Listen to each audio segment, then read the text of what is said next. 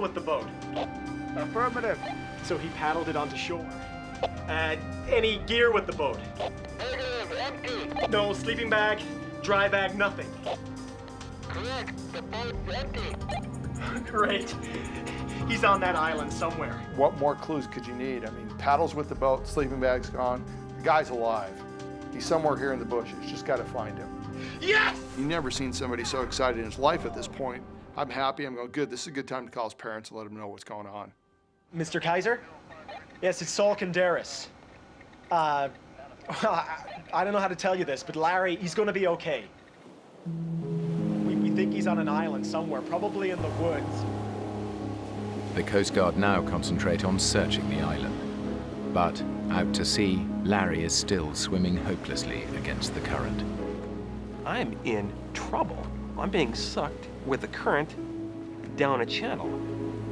I could head out to the Pacific here any time.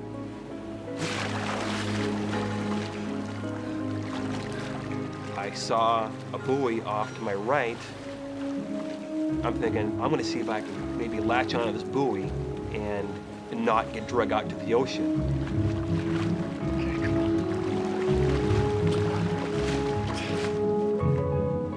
Kind of put my head down, I started swimming again. I started kind of cutting diagonally across to get to the buoy. Head down, swimming away.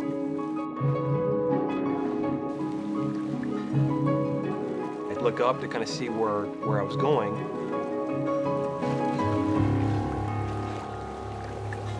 I was already past the buoy. The current has got me by the balls here right now, and I'm being pulled this way. And that's when everything changed. It went from survival, you know, I'm big, strong swimmer, I'll get across, to, you know, I'm not gonna get out of this. 8 hours since he capsized, Larry is nearly 4 miles out to sea. But the Coast Guard is still searching the island where they found his boat. Because they found a paddle with it, they assume he must have paddled to shore. What they don't know is that Saul equipped the kayak with a spare paddle. Our best hope is that he'd be on the island right now. Yeah, he paddled here. He left a red paddle with his boat. Did you say red paddle? The red paddle's the storm paddle. It's tied to the boat. The boat with nobody in it would still have the red paddle. Did you say red paddle? Yes. No black and white paddle? No! Are you near the boat? Yes. How many holes are in the top of the boat? 2, 1 for each person. No, it's a one-man kayak. That's the storage hatch. Is there anything in there? Yes, there's gear in here. A dry bag with what feels like clothes and maybe a sleeping bag. He's not on the island. Damn it! At this point, I'm really going, man, we're in trouble.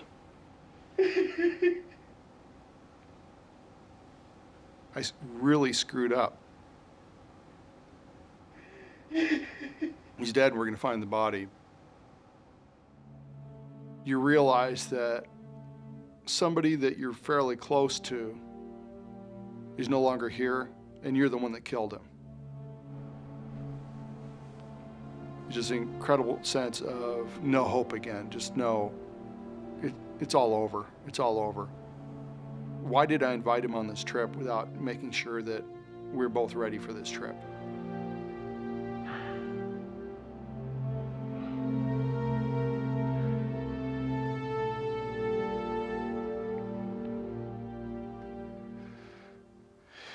It's almost like saying, what the hell was I thinking? Yes, Mrs. Kaiser? It's Saul Kandaris. I'm sorry to call you so late. It was the hardest phone call I've ever made. It was nothing that in my life I'd ever expected myself to have to do was call somebody and say, hey, I just went out with your son and did something, and as a result of doing something, he's dead. You know, I took your son out, it was supposed to be fun. I got him killed. Shortly after midnight, the Coast Guard call off the search. They assume that in the morning, they will be looking for Larry's body.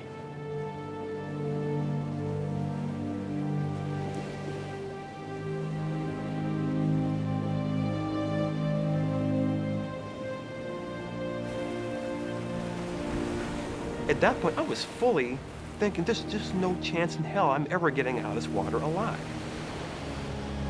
Exhausted, Larry's body temperature is now so low, his life is in danger. If he doesn't start swimming again to get warm, he'll die.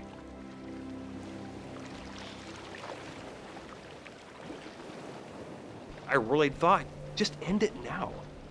Why even bother with this?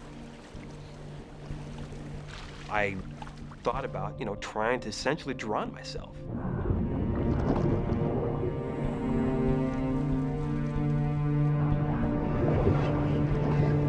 You think about weird stuff like that.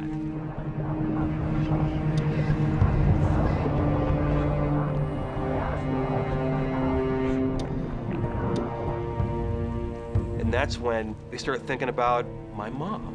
And I love my parents, I love my dad, I love my family. What do you say? Thanks for, being my mom, quote unquote. I mean,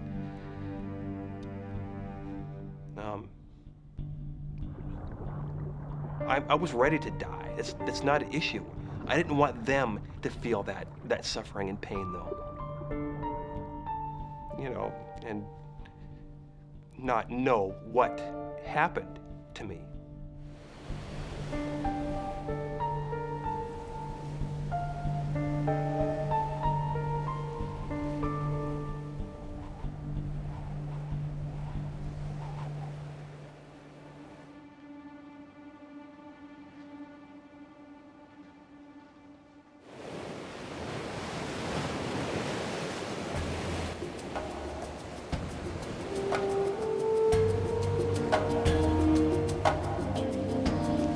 That's where I made that decision to try to save my own sorry butt.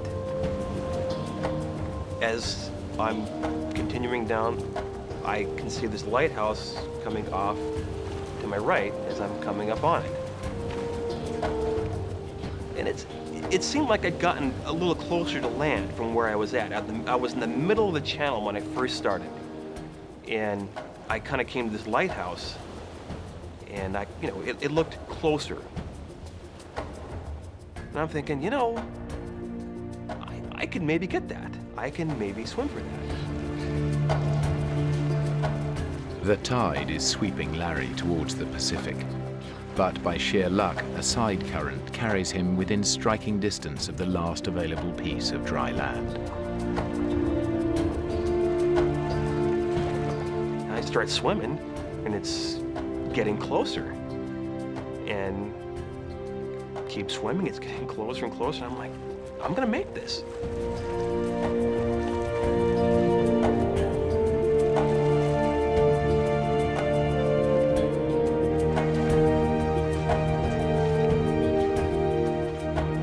My God, thank you. Thank you, Lord. I come up onto shore, and there's this big rock right there, and I just swim up and put my arms around this rock.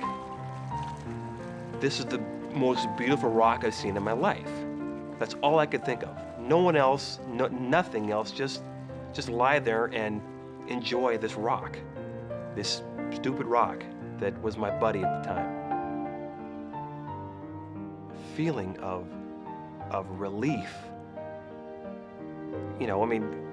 Everyone knows what relief is, but if you've ever been in a situation where it's literally life and death, and you feel that you've cheated death that one time, it doesn't get much sweeter than that.